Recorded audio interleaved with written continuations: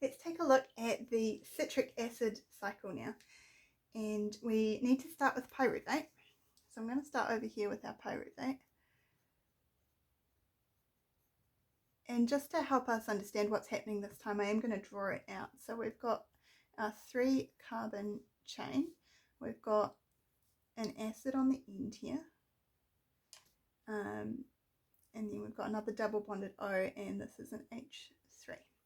So as pyruvate gets ready to enter the Krebs cycle, or the citric acid cycle, it needs to lose this end piece here, which is going to come off as carbon dioxide.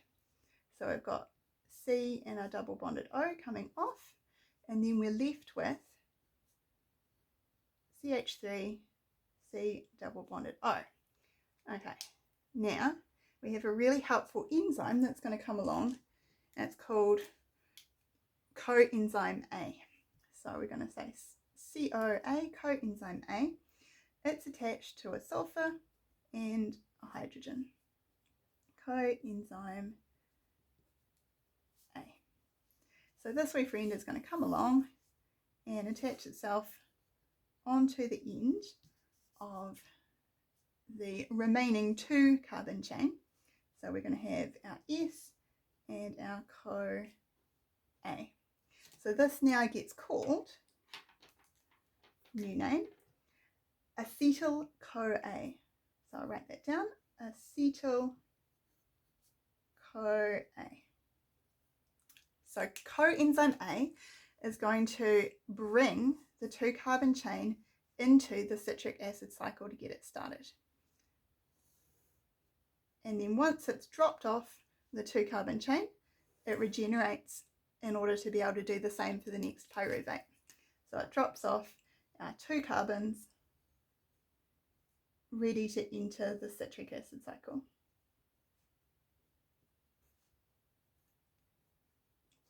Okay, so I'm going to move to the next page and we'll see what happens in the citric acid cycle.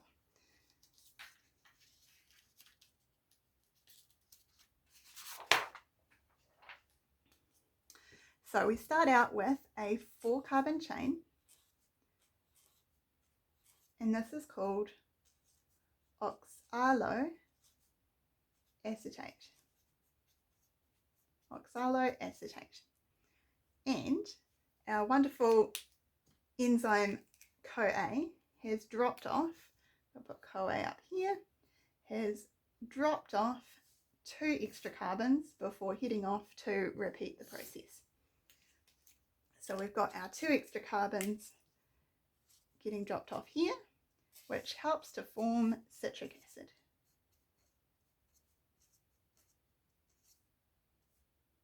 Okay, so citric acid is 6 carbons long. 6 carbons long, great. And now it's going to go through a whole series of complicated processes, which we're not going to go into in too much detail, to regenerate oxaloacetate so that the cycle can go over and over. So what I am going to show you is how we get rid of the 2 carbons so that they're completely oxidized and generate some energy. Okay, so the first step, we're going to have some NAD+, which gets turned into NADH. And in the process, we're going to make some carbon dioxide. Cool, so now we're down to 1, 2, 3, 4, 5 carbons, because one of them's disappeared as carbon dioxide. Now again, we're going to have another NAD+ that comes along and turns into NADH. This is being reduced, it's taking one of the hydrogens off, and we're also producing CO2. So now we're down to 4 carbons. Fantastic.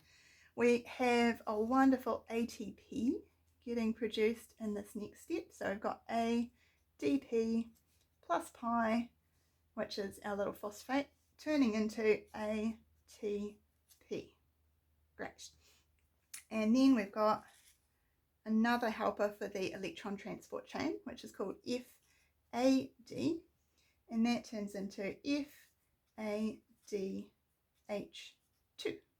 That's another one that's going to go to the electron transport chain. And then finally we have one more NAD plus that gets turned into NADH, but this one doesn't lose a CO2 because we've already gotten down to our 4 carbons. Now we're back to oxaloacetate, which can take on the 2 carbons from the acetyl-CoA and continue the citric acid cycle.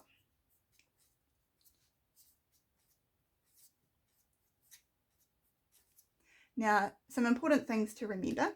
This whole cycle takes place 2 times per 1 mole of glucose because we had 2 pyruvates. So everything that we've gained from this cycle needs to be multiplied by 2. So let's see what we've got. We have 1, 2, 3 NADHs, so 2 times that is 6 NADH that we've gotten from the citric acid cycle. We've got 2 ATP and 2 FADH. The other thing that's really important to know about this cycle is that it must be aerobic. You need oxygen for this cycle to work. Now, the oxygen isn't actually used in the cycle, but the cycle can't proceed unless oxygen is there at the end of the electron transport chain and the oxidative phosphorylation, which we can get to next, to pull everything through this cycle. So this cycle can't happen unless we have oxygen, which means it is aerobic. Great. So in the next video, I will show you how the electron transport chain and oxidative phosphorylation work.